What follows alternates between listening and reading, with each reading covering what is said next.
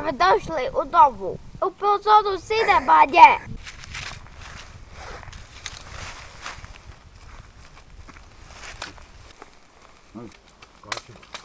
I am your father.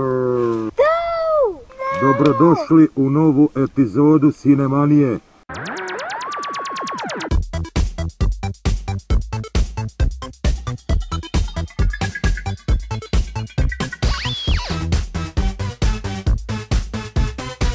Za ovaj prikladni intro zahvalit ćemo se ekipi sa YouTube kanala Unterwein.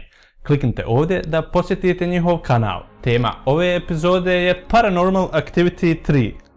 Ju, jes fina ova nova grafika.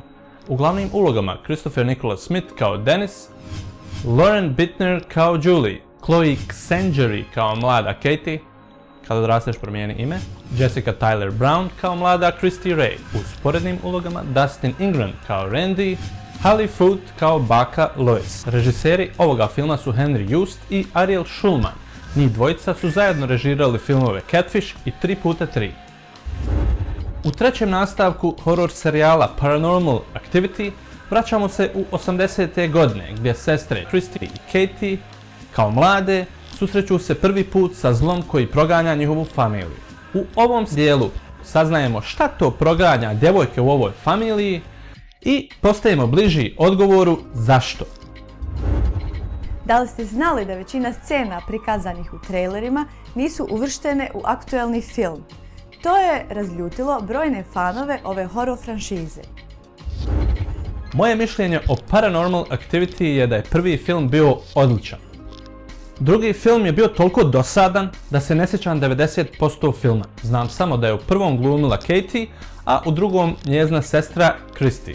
Treći dio je prequel koji se radi o obe sestre kad su one bile male curice. Jako mi je žao kada izlaze filmovi koji postave visok standard, a onda želja za dolarima, a ne filmskim dostignućima, dirigira nastavke originalnog filma.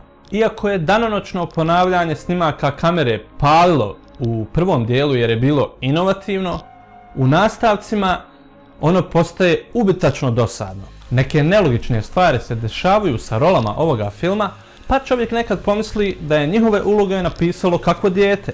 Kao veliki ljubitelj horror filmova, jako sam razočaran sa ovim nastavkom Paranormal Activity. A još sam razočaraniji jer sam saznao da će se praviti i četvrti dio.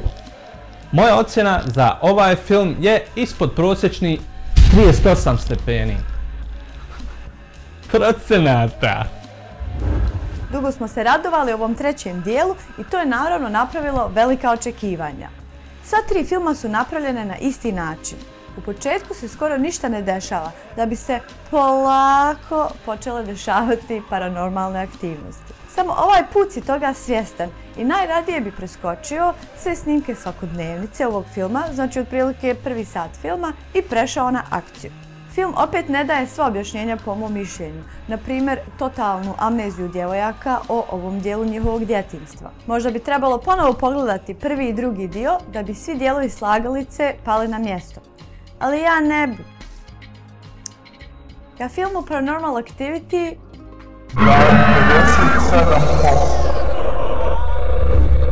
Možete nas pratiti putem ovih platformi, a u opisu su linkovi portala koji redovno objavljuju Sinemaniju u svom sadržaju. Ovdje imate prethodne epizode Sinemanije, a tu je playlista prve sezone.